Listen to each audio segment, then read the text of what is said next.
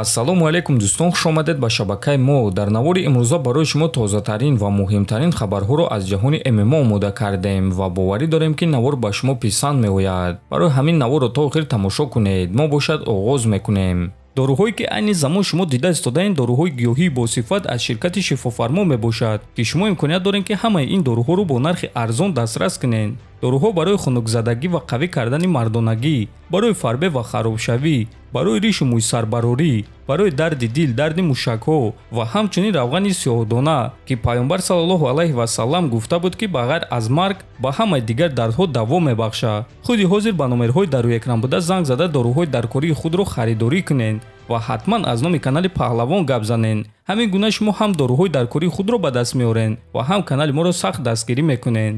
чемпиони вазни 61 килограмми UFC Шон Омэлли эълон карда гуфт ки бо суханҳои Дана Вайт розӣ нест ва Ислам Махачевро якум рақами паунд-фу-паунд мешуморад.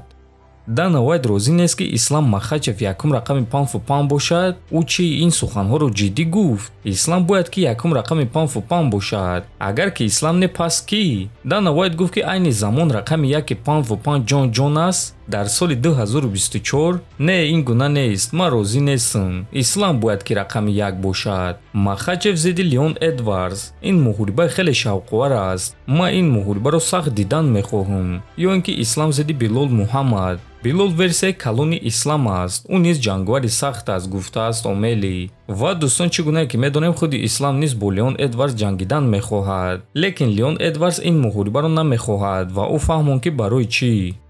ман ва Ислам дар вазнҳои худ кор дорем.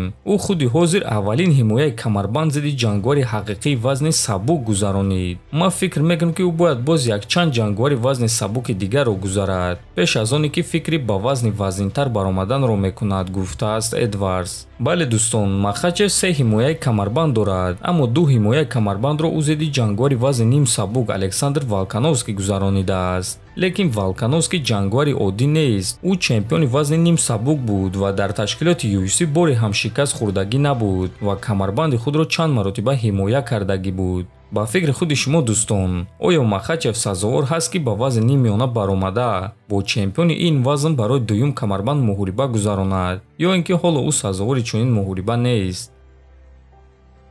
чемпиони пешинаи вазни миёнаи UFC Роберт Уитакер гуфт ки омодагиҳои ӯ барои муҳориба зидди Ҳамзат Чимаев чӣ гуна гузашта истодааст.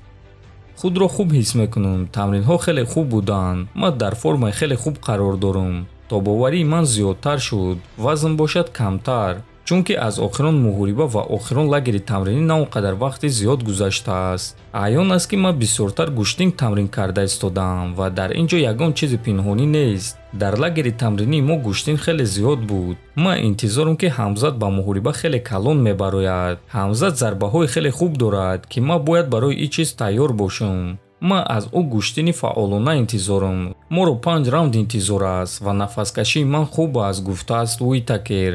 хотиррасон мегирем ки муҳориба байни Роберт Уитакер ва Ҳамзат Чимаев аллакай рӯзи 22 июн дар турнири UFC Fight Night дар Арабистони Саудӣ баргузор мегардад ва муҳорибаи асосии ин турнир хоҳад шуд. ҳамчунин дар ин турнир ду варзигари тоҷик Мухаммад Наимов ва Муин Ғафуров баромад мекунанд. рақиби Мухаммад Наимов Мелсик Багдасарян мешавад ва муҳорибаи онҳо дар вазни ним сабук яъне 66 килограмм мегузарад. ана рақиби Муин бошад Кю Хоканг мешавад ва муҳорибаи онҳо бошад дар вазни 61 килограмм мегузарад. шаби гузашта ташкилоти UFC карди асосии ин турнирро нишон доданд ва чӣ гунае ки мебинем Мухаммад Наимов дар карди асосӣ баромад мекунад. мо ба Муҳаммад ва Муин омодагиҳои хуби беосеб ва албатта ки ғалабаи дурахшон орзумандем. дар ҳамин ҷо дӯстон, навори мо ба анҷом мерасад. фикру ақидаҳоятонро нависед, ҳатман дар канали мо обуна шавед. то боздид, хонободу сарбаланд бошед.